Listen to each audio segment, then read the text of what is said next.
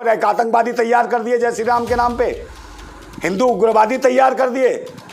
समझे? अगर कोई अभी ऐसा ही हाल कोई करता और किसी को गोली मारता और कोई मुसलमान करके उसको कहता अल्लाह अकबर, गोली मार देता, तो इस देश में हल्ला मच गया होता, शोर मच गया होता। भारतवासी जो है ना, भारतवासी एक भी आतंकवादी नहीं है। हिंदू आतंकवादी जरूर हो सकते हैं मगर भारतवासी कोई आतंकवादी नहीं है। मैं आपको बता रहा हूँ, ये इस्लाम के नाम पे आतंकवादी बना सकते हैं, हिंदू के नाम पे आतंकवादी बनाना चाहते हैं। इस कहाँ गुंडे खत्म हो गया? ये खुद गुंडे हैं, खुद तड़ीपार है, खुद लुटेरे हैं, खुद चोर हैं, खुद बलात्कारी हैं। ये बताइए, कुलदीप सिंह सेंगर बलात्कारी नहीं था जब तक अतीक अहमद आज़ाद था, पुलिस की कस्टडी में नहीं था, जब तो किसी की औकात नहीं थी उसे मारने की, फिर कैसे मार दिया ये? तो इसका मतलब है सोची समझी रणनीति के तहत मारा गया है। क्या है ऐसा, देखो पहले जो फर्जी एनकाउंटर हुआ बेटे का, उसके फर्जी एनकाउंटर किया गया, जबकि कानून है, कानून के हिसाब से काम होना चाहिए। चलिए एनकाउंटर किया, उन्होंने कहा वो रुक नहीं रहा था और ऐसा था, उस बाइक पे देखा, बाइक जो गिरी थी जिस पर, उसमें खरोच तक नहीं आई एक भी है, और दूसरे नंबर बिना हेलमेट के था। और कोई गैंगस्टर की औलाद अकेला घूमेगा क्या? अगर वो पुलिस पे भी हमला करेगा तो कम से कम गैंगस्टर की औलाद था, तो वो कम से 2 4 10 आदमी तो होते उसके साथ। अगर नहीं, वो भी प्री प्लानिंग से कुछ किया गया ऐसा। समझिए, कानून की धज्जियाँ उत्तर प्रदेश में उड़ रही हैं। और रही बात वहाँ की कि जो आपने कहा कि पहले लास्ट टाइम जब अतीक अहमद आया था तारीख पर, तो उसके साथ क्या था, सैकड़ों पुलिसकर्मी थे और उससे मीडिया काफ़ी दूर थी, उसकी वैन से जो गाड़ी जिसमें था वो, उससे काफ़ी दूर थी मीडिया, पीछे पीछे चल रही थी। और यही वजह थी कि वो बच गया और गुजरात चला गया सीधा। तो इससे झिंझला गए योगी जी। तो योगी जी का मुझे लगता है कोई व्यक्तिगत इनसे लड़ाई थी अतीक अहमद से, क्योंकि योगी जी भी गैंगस्टर रहे हैं, क्योंकि उनके ऊपर भी सैकड़ों मुकदमे थे मुख्यमंत्री बनने से पहले। और जब वो मुख्यमंत्री बने तो उन्होंने अपने मुकदमे स्वयं वापस ले लिए, स्वयंभू बन गए। बहुत बड़ी बात है। बिल्कुल कह रहा हूँ मैं, स्वयंभू बन गए खुद अपने आप में। वो अपने मुकदमे पहले अपने गिरबान में जहाँ के वो कितने बड़े पहले मुकदमे अपने बताएं, कौन कौन से मुकदमे उन्होंने वापस लिए? क्या वो गैंगस्टर नहीं थे? तो ये मुझे व्यक्तिगत लड़ाइयाँ लगती हैं गैंगस्टरों की, और जो देश के ऊपर थोपा जा रहा है हिंदू मुसलमान करके। भाई हिंदू मुसलमान करके क्यों? संविधान पे देश चलता है, पाखंडवाद और ढोंग पे नहीं चलता है। और आपने किससे मरवाया उनको? आप मुझे बताइए। वहाँ के चश्मुद्दीन का बात बता रहे हैं कि मात्र इस लास्ट टाइम में 17 पुलिसकर्मी थे उसकी सुरक्षा में, और जबकि अतीक अहमद ने सुप्रीम कोर्ट में अर्जी लगाई थी कि मेरी जान का मेरे को खतरा है, उत्तर प्रदेश में मुझे मार दिया जाएगा, मगर फिर भी सुप्रीम कोर्ट ने अपने संज्ञान में नहीं लिया। तो इससे मुझे लगता है कहीं ना कहीं जो न्याय की जो प्रक्रिया है, कहीं ना कहीं इनके शासन में मुझे लगता है जुडिशली भी डरी हुई है, उनको भी कब्जे में कर रखा है इन पाखंडवादियों ने, और देश के संविधान को भी इन्होंने तोड़ मरोड़ के रख दिया है। मान लीजिए एनकाउंटर जो हो रहा है, धोखाधड़ी से जो हुआ एनकाउंटर, समझे नहीं, फर्जी जो एनकाउंटर हुआ, तो फर्जी एनकाउंटर सिर्फ उसका ही नहीं हुआ, उसके लड़के का नहीं हुआ, फर्जी एनकाउंटर ये देश के संविधान का भी हो रहा है। और देश की 97% जो आबादी है उसके अधिकारों का इसकी आड़ में ये शोषण करने वाले हैं, उनका भी एनकाउंटर करेंगे। एक क्रांतिकारी हैं आप, लेकिन कहा जा रहा है कि एक माफिया के जनाजे में, कफन दफन में इतने लोग क्यों पहुंच रहे हैं? देखिए, किसी की मौत के बाद कोई भी किसी के लिए भी जा सकता है। जिंदा रहते जब वो अपराधी था, और जब वो चला ही गया तो फिर किसको किससे गिला और शिकवा, किसको शिकायत? तो इनको तो उसकी मिट्टी से भी नफरत हो गई है। तो व्यक्तिगत रूप से ये जो लड़ाई थी, ये मान्य भर ये योगी जी की लड़ाई थी व्यक्तिगत, किसी की कोई लड़ाई नहीं थी व्यक्तिगत। ये आपस में माफिया राज था। जिस प्रकार से दुबे को मारा, विकास दुबे को, वो भी माफिया था, है योगी जी भी माफिया है।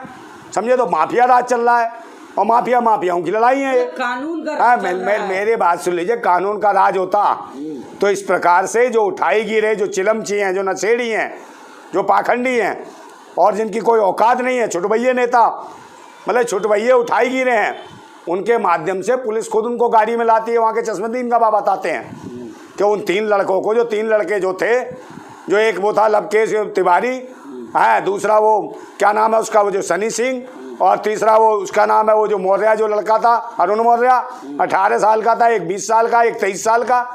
तो ये कौन लोग हैं? जरा से लड़के। और वो जाके वो सीधा जाके पुलिस होते हुए भी वो कनपट्टी पे लगा के पिस्टल मारता है वो तिवारी। तो किस लिए, और पुलिस का हाथ नहीं लगा रही। तो आपके और नाम मेरी से बात तो सुन लीजिए, लगता है, सर। अतीक अहमद और उसके भाई जो भी था अफजल था, क्या नाम था उसका, अशरफ को, दोनों को हथकड़ी लगी थी। अगर इतनी स्थिति अगर वो खुले रहते तो मुझे लगता है गोली भी ना लगती।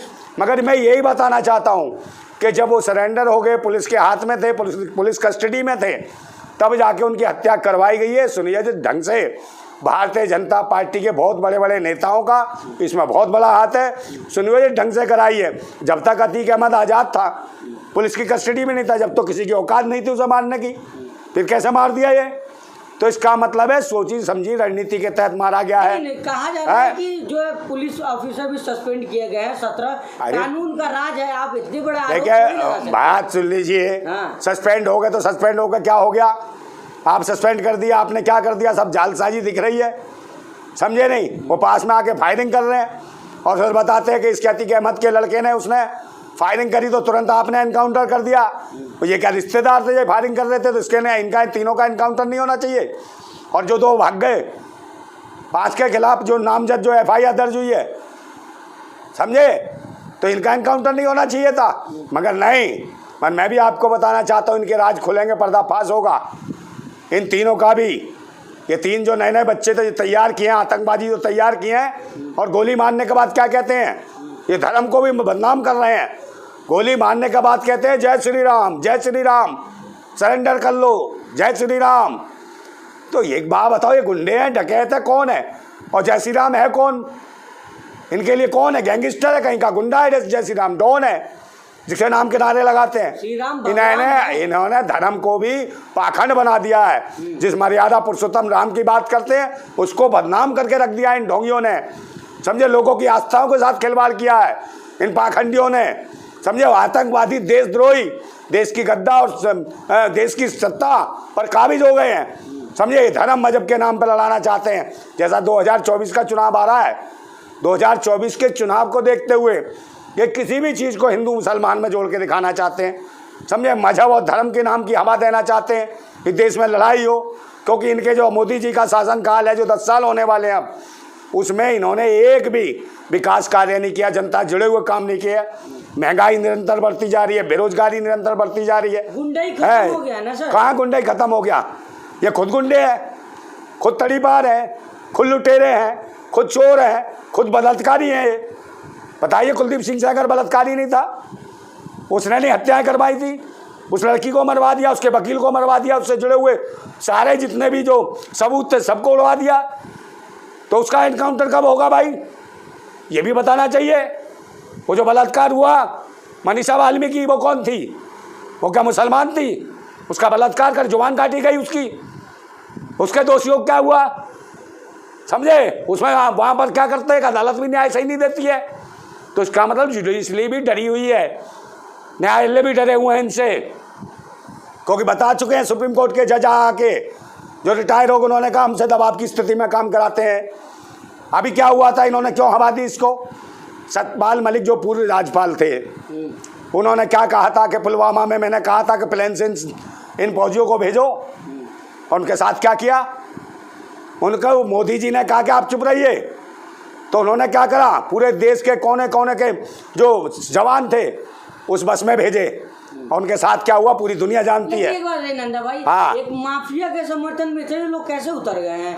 देखिए माफिया, एक बात बताइए, माफिया अपनी जगह होगा, गलत किया जो किया उसका मिला उसको, मगर ये थोड़ी था कि उसे कानून सजा देता, मगर ये थोड़ी कि किसी को भी माफिया को आतंकवादी तैयार कर दिए जय श्री राम के नाम पे, हिंदू उग्रवादी तैयार कर दिए, समझे। अगर कोई अभी ऐसा ही हाल कोई करता और किसी को गोली मारता और कोई मुसलमान करके उसको कहता अल्लाह अकबर, गोली मार देता, तो इस देश में हल्ला मच गया होता, शोर मच गया होता, मारकाट मच गई होती कि मुसलमान आतंकवादी है, मुसलमान आतंकवादी है।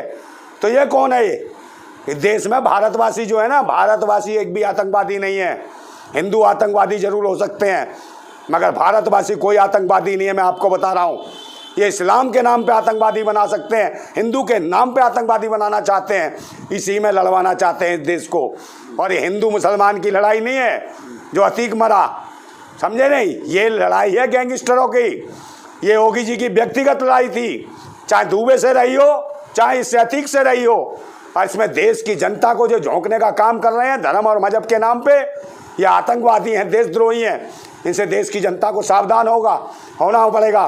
मैं पूरे देश की जनता से आह्वान करता हूँ कि भाइयों, भाईचारा बचा के रखें। ये दुष्ट और आतंकवादी देशद्रोही धर्म मजहब के नाम पे आपको लड़वाना चाहते हैं। आप शांति रखें, बना के आपस में मोहब्बत रखें, भाईचारे के साथ रहें, क्योंकि इस देश को आप बचाने की आपकी जिम्मेदारी है। इस देश की जनता जनार्दन की अब जिम्मेदारी है। और समझे नहीं, आवाम और जनता को एक होना चाहिए और ऐसे लोगों को सबक सिखाना चाहिए। आगे मैं एक और बात बताना चाहता हूँ कि जो आगे जो चुनाव हो, पूरे देश की जनता को, आवाम को एक आवाज़ उठानी चाहिए कि अब की बार जो चुनाव हो बैलेट पेपर पर चुनाव हो, बैलेट मशीन पे नहीं हो, क्योंकि बैलेट मशीन ही इनकी मैया बनी है, देवी मैया, समझे। और देवता इनका चुनाव आयोग जो इनके इशारे पे काम करता है। तो इन्हें क्या डर है, ये मशीन से चुन के आ रहे हैं, समझे नहीं, जनता नहीं चुन रही इनको। ये लोकतांत्रिक के रूप से नहीं आए हैं, अलोकतांत्रिक प्रक्रिया से आए हैं। ईवीएम मशीन के धांधलीबाजी करके आते हैं। आज तक नहीं बताएंगे 20 लाख मशीनें कहाँ गई, वो चोरी हो गई जो 2019 में, कहाँ लेके गायब कर दी, मगर कोई नहीं बता रहा। अच्छा, लेकिन जिस तरह से आप कह रहे हैं कि तमाम सवाल उठा रहे हैं, लेकिन कह रहे हैं कि आपसी इन लोगों की लड़ाई थी, लेकिन सरकार और प्रशासन लोग तो कह रहे हैं कि अब अमन शांति है उत्तर प्रदेश में, गैंगस्टर और माफिया राज खत्म हो गया। इतनी अमन शांति है कि इस हादसे के बाद क्या कहा, सारे टीवी चैनलों ने नहीं दिखाया। मेन मिस्ट्री चीनी, जो मेन मिस्ट्री मीडिया के चीनी चैनल हैं जो भाव करते हैं कुत्ते, इन्होंने ही दिखाया कि भाई इसके बाद योगी जी की सुरक्षा व्यवस्था बढ़ा दी गई है।